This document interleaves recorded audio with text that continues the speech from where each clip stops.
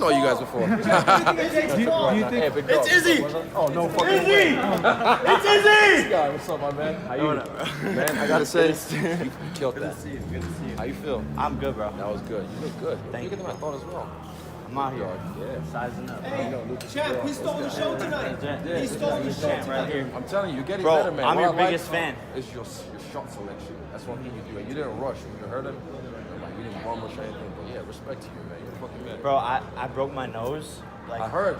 Meditating, so you were doing breathing, shamanic breathing. Yeah, so Bro. Pineal gland breath work. Yeah. I broke my nose, so I hadn't been able to spar. Yeah. So I felt like I wasn't as sharp.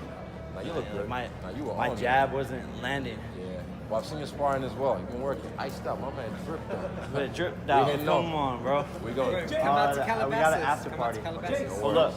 I'm gonna chill for a bit and I'll come through. All right. Can we bring him to camp next time?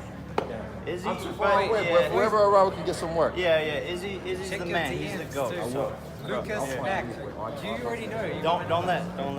Yeah. See, he's putting me on game now. I got you, bro. Thank you. Got you, bro. I'm new to this. Don't look at He needs a shot. No. He's good. No. He's good. He's working. Sorry. I'll do it later on. I don't know these guys. It's about to TMZ me. All right, easy. Let me take a picture of you two really quick. All right. My man, Icy. This is cool, man. Hey, Marcos, grab a picture of us. What's up, my man? How you? Thanks so much. Good job tonight. Don't worry. Your commentary was fire. You were very good. I was saying like I want to see how Izzy's commentary. Like, I'll be honest, man. I'll be you honest. were Like I said, you were in your flow state. You like crushed it. having fun. Well, you were having fun too. Yeah. Excellent. Can you get an iPhone one? iPhone. Very good. Hit him with this. Yeah. Get the iPhone. Iconic. iPhone gets more engagement. Bruce Lee's birthday. He's 80 years old today. Okay, no worries. All right, ready? You got an iPhone one? Like this? Sir. And how old you said 23, right? 23. Coming up. I like Yeah, that. bro. All right, keep doing your Hey, thing, man. hey. One thing I like. If you're the last style bender, I'm the second to last. All right, bro. Keep crushing it, bro. Go. Yeah. Jake, first of all, congratulations on a great performance, but an even more spectacular knockout. You had a little bit of time to digest the fight. How do you feel your performance went tonight? Yeah, thank you. You know, I'm happy with my performance, but I could have done better. 3 weeks ago, I broke my nose.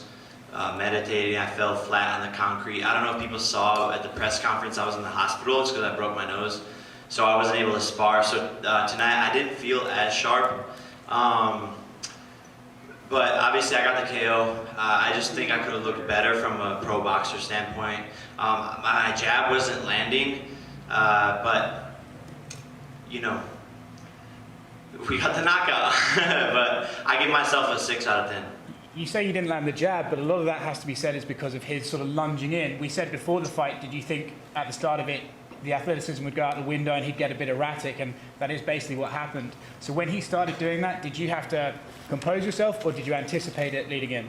No, I didn't anticipate that much holding and wrestling, so I just stayed calm. I didn't want to exert energy in the clinch, and I knew he was going to walk into a shot eventually, so I just stayed calm. I'm a little upset because obviously I've been really cocky about the first round knockout. I think the ref should have stopped it in the first round. He gave him like 15 seconds to get up.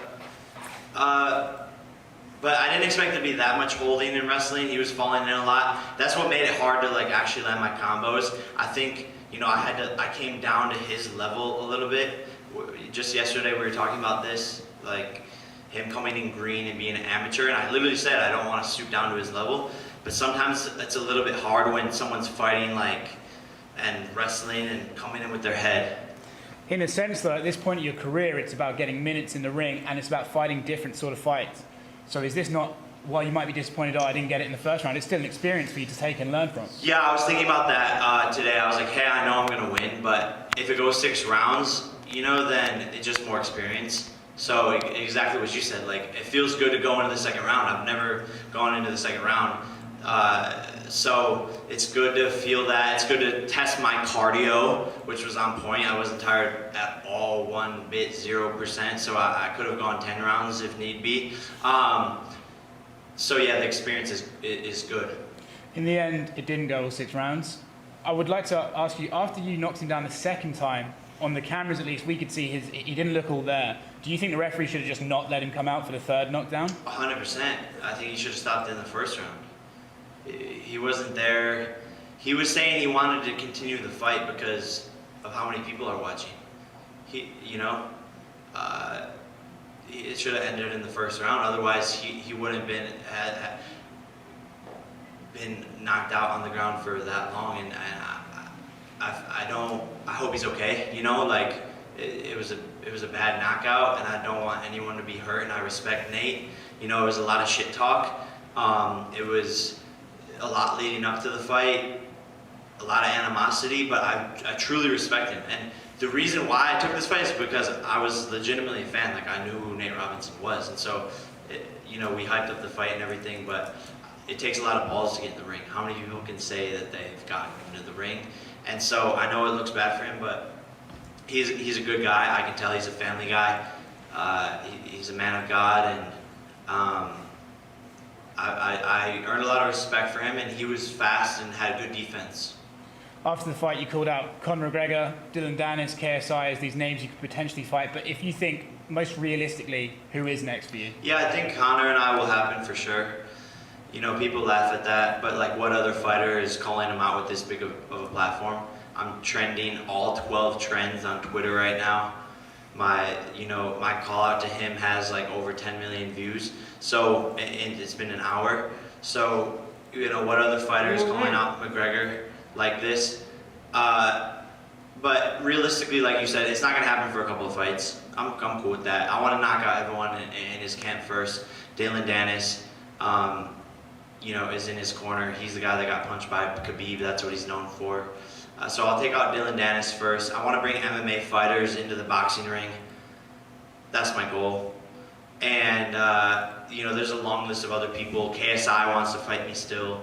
Austin McBroom wants to fight me. Ben Askren wants to fight me. There's more people. I can't even remember how many people there are. And last thing from me, when would you like to fight again? Tomorrow? Tonight? I feel like I didn't get to showcase my skills, honestly. So I'm a little upset with that. But I would fight. My right hand always kind of hurts after these fights. Last time I had to do recovery on my right hand because I just was penetrating his skull. But same sort of thing with this. But I'll fight again ASAP. But I think I just cemented myself as one of the biggest prize fighters. So someone's gonna have to come with a bag, or I might do my own promotion. So we'll see. Jake, there's a lot of feedback, there's a lot of opinions of you on social media, people write about you. You definitely move the needle. What is your feedback or comments to people who still have not accepted you in the sport? I'm putting the work in, and I understand why people don't want to accept me yet, but I've had 2 flawless victories. And I'm really dedicating my life to this. I have a $8 million mansion in Calabasas that I haven't stayed at for 6 months. I haven't even been home because I've been in Las Vegas training in a little tiny house 2-a-days, pouring my heart and soul into this. So if people don't respect that, then I don't know what they're gonna respect. It's an uphill battle for Jake Paul. It always has been. I've fought for everything my whole entire life. People hate me. People talk shit about me. But I'm still here. Still here. That's not hard. That's not hard. That's the You hard. obviously keep yourself busy with a lot of projects. You're a media guy first. That's what you're known for. Are you ready to dedicate yourself as a full-time boxer? I already have. For the past year, I've forfeited so many opportunities for this sport, millions of dollars of opportunities, content I could be posting, merch I could be selling, millions of views I could be getting, albums I could be dropping, movies I could be starring in, all because I want to box. And I wouldn't want to have it any other way. How's the money in boxing compared to your Google dollars off the ads? I don't know. The money's cool, you know? But I already made a lot of money. Now I want to die a legend. You're known to get in some trouble outside of training camp and stuff. Do you also want to make sure you keep a low, clean-cut profile moving in? Yeah, I mean, my nickname's the problem child. I always found myself in problems. But yeah, like I try to keep out of trouble. I always have, but it always finds me, I feel like. So, you know, I'm 23 with a lot of responsibility, a lot of pressure, the whole world watching. So I'm not perfect, you know, I'm gonna fuck up.